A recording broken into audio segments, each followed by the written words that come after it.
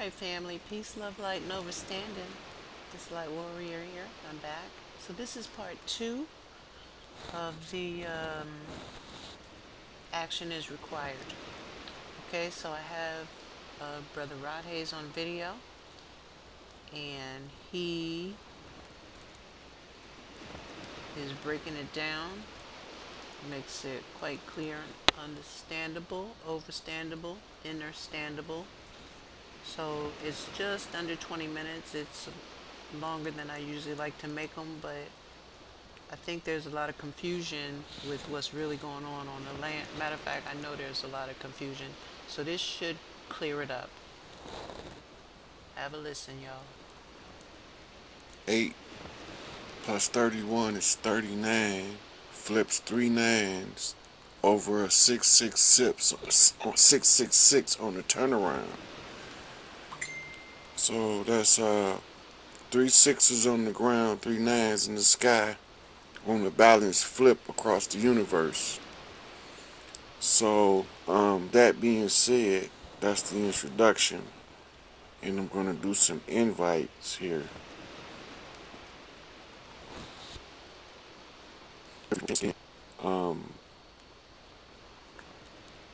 So we can get started with what we're doing. No, that's not what I'm asking. This way. Okay, so today I posted a writ of habeas corpus in the public domain using as the foundation the indigenous tribal customs, the tribal law. So I'm going to have to go over a little bit of that in the evidence to validate the show cause here as to why Larry Hoover needed to be brought forth to address the public. Many people think it's about Larry Hoover. Larry Hoover had a position on the land appointed to him by Divine Mother. He was restricted from performing his function as High Chief on the land. All other chiefs on the land being similarly or equally qualified were impotent by a rogue system masquerading as our government, masquerading as a government, and the entire time it was a de facto corporation operating under the color of law in violation of their own statements of legality. So not only did they violate their own law and code of ethics, they violated ours. Also, they lose all negotiation rights secured to them by treaty. Also, transgress every treaty. When a treaty is made, the transgressor or the person who doesn't carry their part of the burden then becomes the subject of the one who they signed the treaty with in good faith, but failed to uphold a good faith negotiation and execution of a treaty. So what we finna go over now is translating the legalese back into the tribal domain. We are literally going back to tribal ways in this dialogue, and our tribal ways say if it is written in law and it can be grandfathered in, considering the failure of the new system to maintain its integrity. This system has no integrity. So the system that we are under stems from a papal bull of 1311 by the Pope.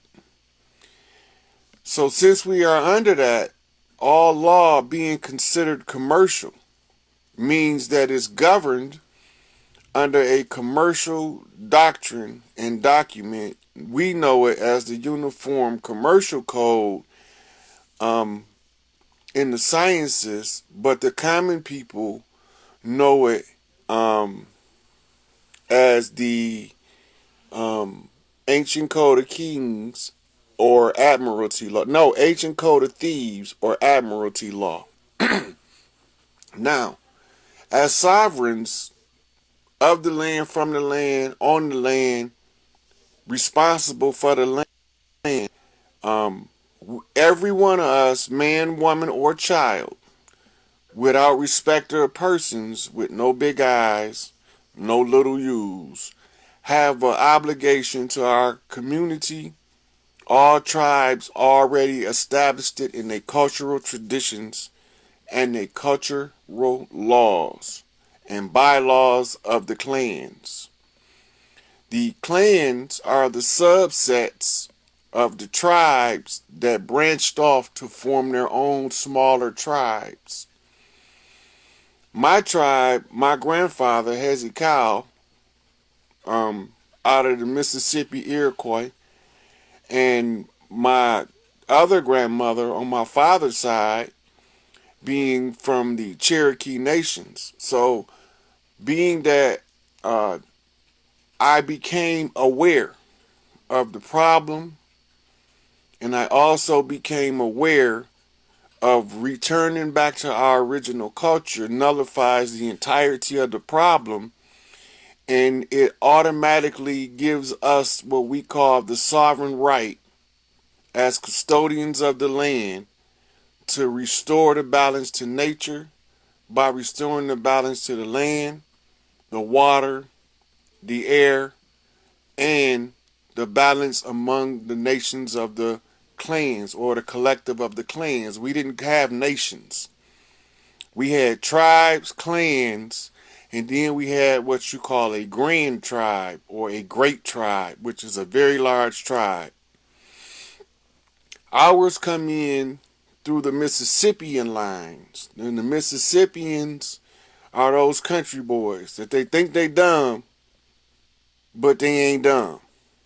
Now, I was given the task by Big Mama while she walked the land, on the land, from the land, having the entirety of the Mississippi territories relegated to her responsibility to be redeemed. At this time, I have to go over what the system did wrong by removing Larry Hoover from the land, by removing Chief Malik Angel Bay from the land, by removing Stan Tukey Williams from the land. What did they do, the system, and why did they do it?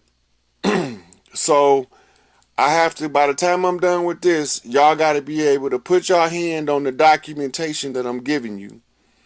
And it's supposed to verify the contents of what I'm saying in order to uphold the writ. In response to that, once you verify and validate it by your independent research, the information I'm giving, you then come behind me and do exactly what I'm doing now.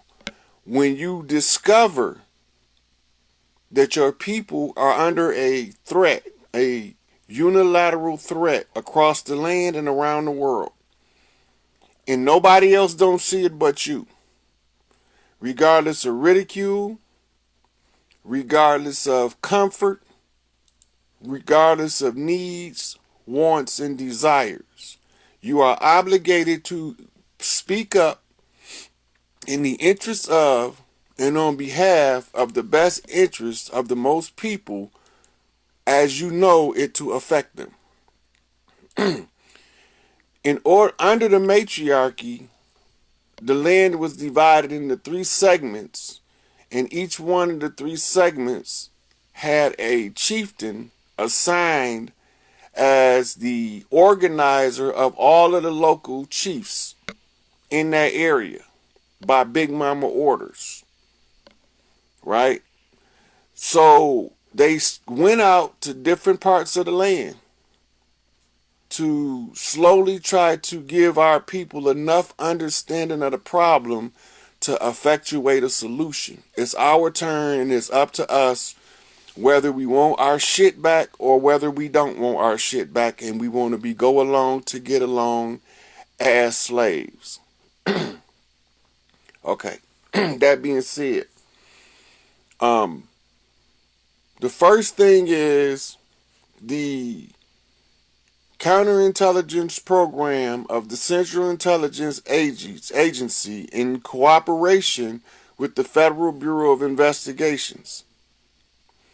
Mission statement it clearly states the motive, the directive, and the mission of the counterintelligence program.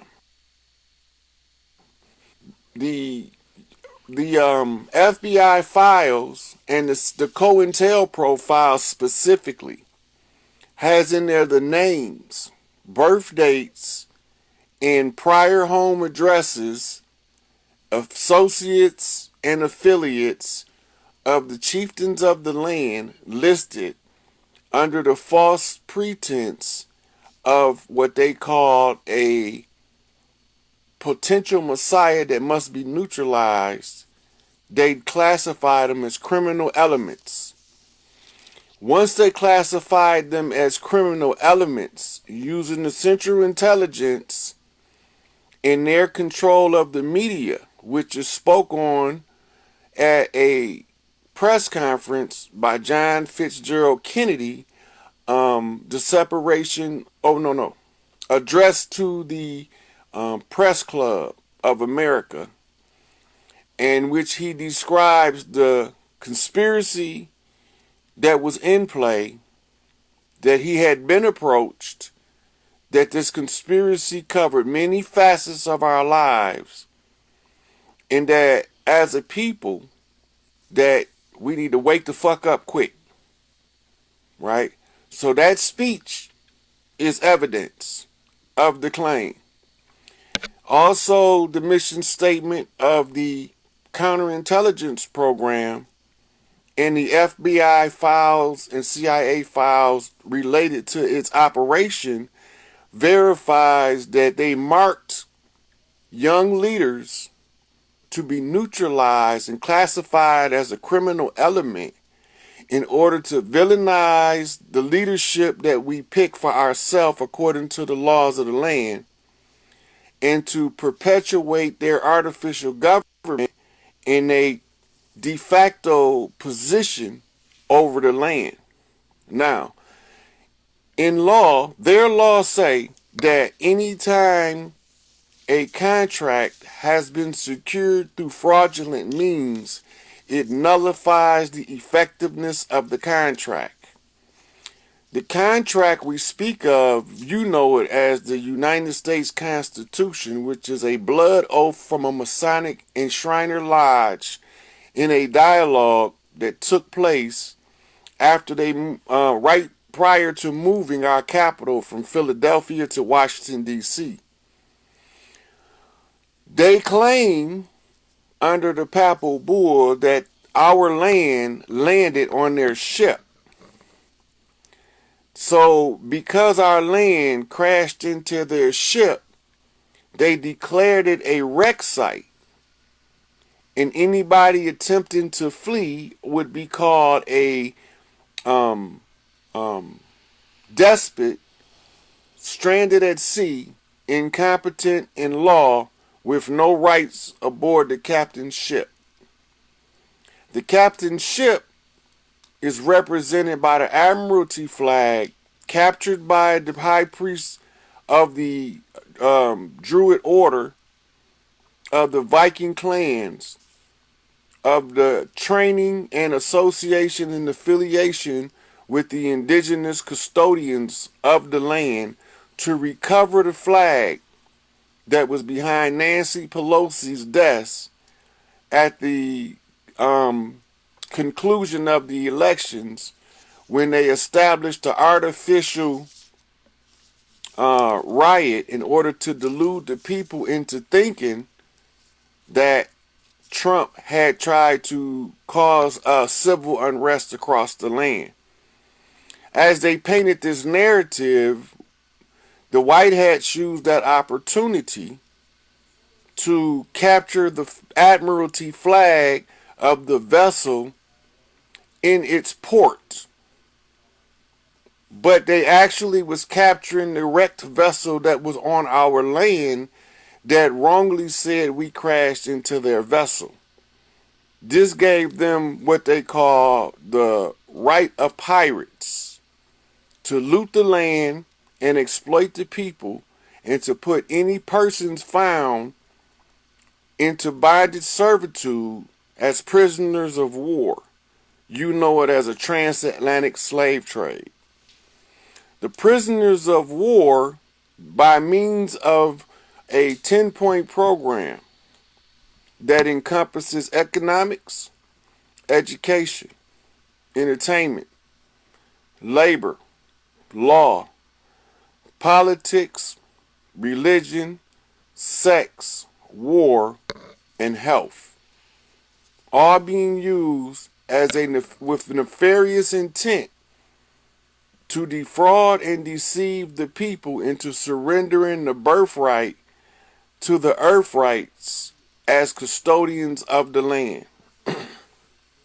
Now, once you understand that the fraudulent nature of the contract renders the contract null and void and of no effect, we immediately revert back to what we call the Constitution of the Iroquois Confederation of Tribes.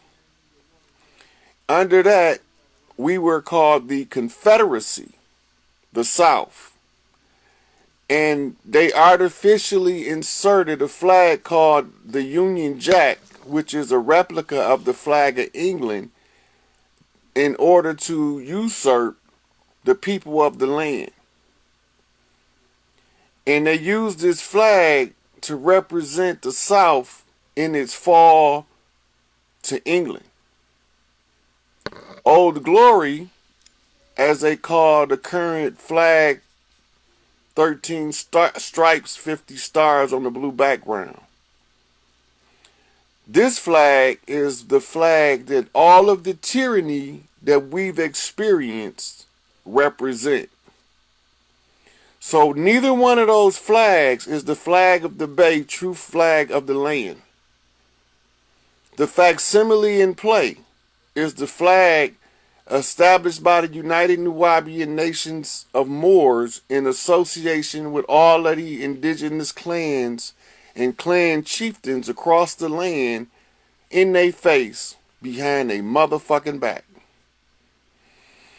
So once this flag becomes the preeminent flag across the land, it signifies that the tribes have regained full control of the land, and that the corporation, which is a currently defunct, bankrupt, inactive corporation that has been seized by the indigenous people of the land, declared enemy combatants to we the people of the United Tribes of the Federation of Civilized Tribes.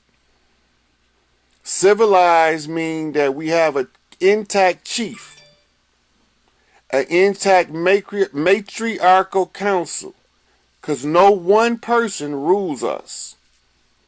We rule by competence and by the law of righteousness, which is the law of right. If you be right and if you telling the truth, it automatically, under the divine right of the earth rights, activates spiritual forces in the physical world to put us back in our proper position. Now,